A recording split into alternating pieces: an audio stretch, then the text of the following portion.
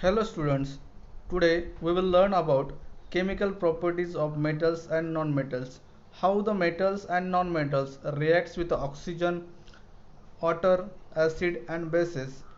We will also learn about displacement reaction. Before starting the first topic of this session, let me introduce about the litmus paper, how the litmus paper works. The main function of the litmus paper is they show that the which substance is acidic in nature and which substance is basic in nature. If the blue litmus paper turns into red litmus paper, means we say that this substance is an acidic in nature. If the red litmus paper is turns into the blue litmus paper, then we say that the substance is in basic in nature. The main function of this litmus paper is, they denote that the which substance is a acidic and which substance is a basic. Then we start the first topic of this session.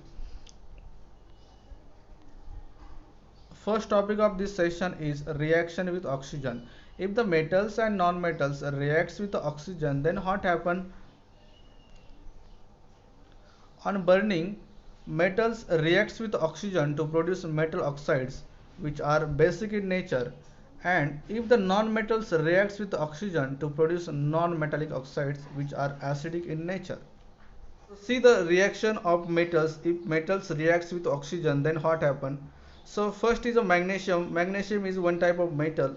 So if the magnesium reacts with the oxygen, then it forms the magnesium oxide. So this magnesium oxide is a basic in nature. Means we say that if the metal reacts with the oxygen, then it forms the metal oxides which are basic in nature. So second one is if the non-metals reacts with oxygen, then what happen? So sulfur is a non-metal and the non-metal reacts with oxygen. So sulfur plus oxygen, so they form the sulfur dioxide which are acidic in nature. So if the non-metals reacts with the oxygen, then it forms the non-metallic oxides which are the acidic in nature. So the next is reaction with water. What happens when metals and non-metals reacts with the water? So reaction with water. Some metals reacts with water to produce metal hydroxide and hydrogen gas. Generally, non-metals do not react with water. Means non-metals not reacts with the water, but if the metal reacts with the water, it produces metal hydroxide and hydrogen gas. So see the reaction of this metal reacts with the water. So sodium is a metal that reacts with the water. So it produces sodium hydroxide and the hydrogen. So we know that if the metal reacts with the water, that produces the metal hydroxide and hydrogen gas. Here sodium reacts with the water and it produces the sodium hydroxide and hydrogen. Sodium is a very reactive metal. It vigorously reacts with water and oxygen. So it produces a lot of heat, so that the sodium is stored in the kerosene. So because it is a very reactive metal, so that it's stored in the kerosene. Next is reaction with acid. What happens when metals and non-metals reacts with acids? So reaction with acid. Non-metals generally do not react with acid, but metal reacts with oxygen and produce hydrogen gas that burns with pop sound. Means non-metals generally not reacts with acid, but metal reacts and it produces the hydrogen gas that burns with the pop sound. So let's see the reaction of this metal reacts with the acid. So metal reacts with the dilute acid, then it forms the metal salt and plus hydrogen gas. Okay, so in the reaction with acid, any metal which reacts with the dilute acid or any acid, so it produces a metal salt and the hydrogen gas, which the hydrogen gas that burns with the pop sound. So the next is reaction with base. What happens when metals and non-metals reacts with the base?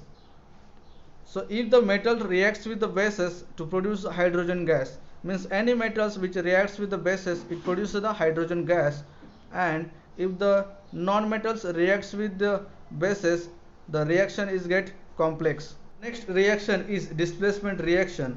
What happens in displacement reaction? In displacement reaction, a more reactive metal displaces a less reactive metal from their compounds in aqueous solution. So see the displacement reaction. What happened in the displacement reaction?